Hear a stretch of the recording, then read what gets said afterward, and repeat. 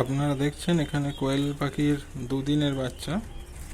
কোয়েলের বাচ্চা ব্রুডিং করা একটু সমস্যা কিছু নয়, বাচ্চাকে জলের জায়গাটাই মেন সমস্যা করে। বাচ্চা জলে ডুবে অনেক সময় মারা যায়।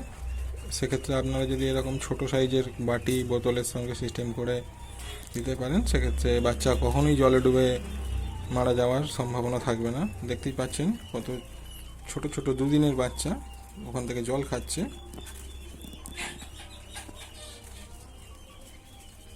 কিন্তু কোনোভাবেই জলে ডুবতে পারবে না।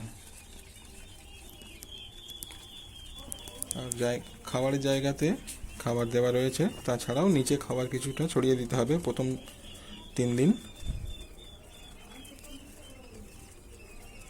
তারপরে ওরা খাবারের জায়গা থেকে খাওয়া শিখে যাবে ধীরে ধীরে।